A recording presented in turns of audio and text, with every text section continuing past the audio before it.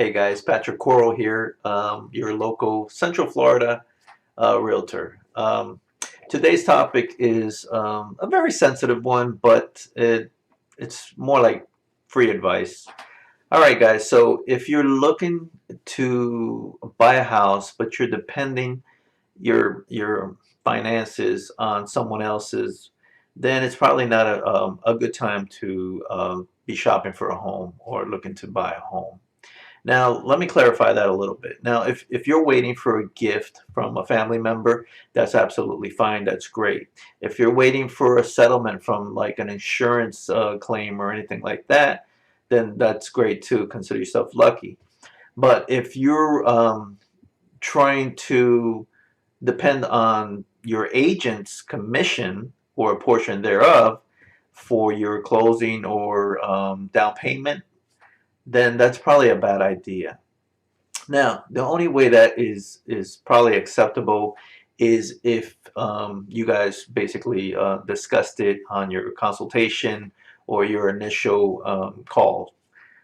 So what I'm trying to say is, and to give you an example, let's say you're working a 40-hour week and your boss comes to you at payday time and you got your check. Let's say it's $300. Keep it simple. And your boss says, you know what? Can you give me 100 of that $300 check because maybe you didn't work that hard, or really you're making easy money.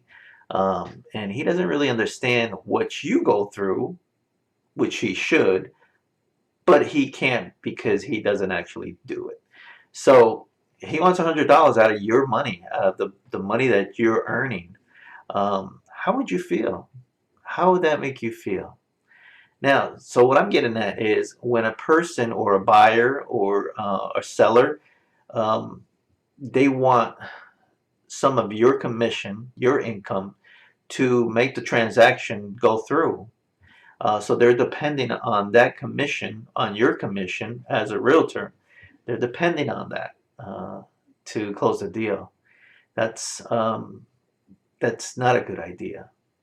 Now, like I said, if this was agreed on upon talking to them in the initial meeting, then that's perfectly fine. But remember, most agents, they use that money for their family, and you're putting them in a spot where it's really uncomfortable for them.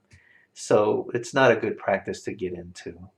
And also, this is just some very free advice, is if an agent gives up his commission that easily, then he might not be the agent for you in reference to negotiation skills. Because if he can't protect his own commission or negotiate his own commission without giving half of it up or, a third of it up, then could you imagine how he's going to be representing you in negotiations?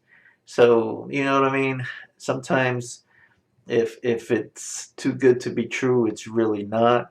And if you find yourself an agent that's willing to give up their commission, um, it's probably not a really good agent. Either they're desperate or they're not really good with their skills, or they haven't gotten any business and this is the only way they're getting it. So one way or the other, that's going to show up in the transaction. All right, guys, friendly advice. Hope that helps anyone. And good luck. If you have any real estate needs or questions, please don't be afraid to give me a call. My number is 407-729-7597. Have a good one.